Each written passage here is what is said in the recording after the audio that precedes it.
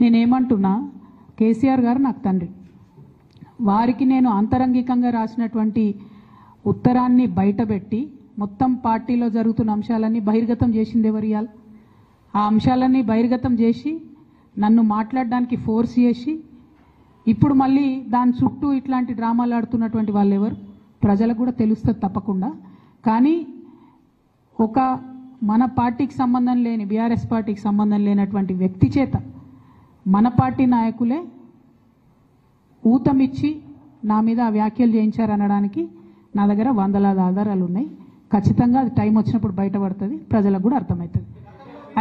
అయితే important issue ఇక్కడ బీసీల ఇష్యూ. దయచేసి రేపటి నుంచి ఖచ్చితంగా 72 గంటలు దీక్ష చేయాలనేటటువంటి ఉక్కు సంకల్పంతో మేమందరం ఉన్నాం.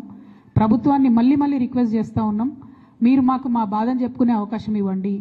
మీరు కాంగ్రెస్ అంటే బీజేపీ, బీజేపీ అంటే కాంగ్రెస్ అని తూకిత్తా అని చెప్పి బీసీలకు అన్యాయం చేసే ప్రయత్నం దయచేసి చేయకండి. మాకు 72 గంటలు మాట్లాడే అవకాశం ఇవ్వండి. మేము అక్కడ కూర్చొని సత్యాగ్రహం చేస్తాం, మా బాధలు చెప్పుకుంటాం, అంతకుమించి మేము చేసేది ఏం లేదు. దానివల్ల కేంద్ర ప్రభుత్వంలో కదలిక వస్తే శాశ్వతంగా మన ముందు తరాల బీసీ బిడ్డలకు అందరికి కూడా లాభం జరుగుతుంది. ఆ అంశాలని దృష్టిలో పెట్టవలసింది నేను కోరుతా ఉన్నాను.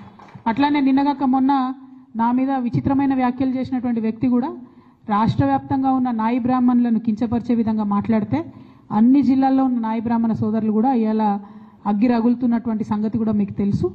వాళ్ళు కూడా ముందుకు వస్తారు. రేపటి నాడు దీక్షల్లో కూడా వాళ్ళందరినీ కూడా పెద్ద ఎత్తున పాల్గొనేలాగా మేము ప్రోద్బలం చేస్తూ ఉన్నాము. అల్టిమేట్గా ప్రజాస్వామ్యంలో చాలా డీసెంట్గా మా నిరసన తెలియజేస్తాము. దానికి అవకాశం ఇవ్వాల్సిందిగా మళ్ళొకసారి డీజీపీ గారికి, ప్రభుత్వానికి నేను విజ్ఞప్తి చేస్తాను.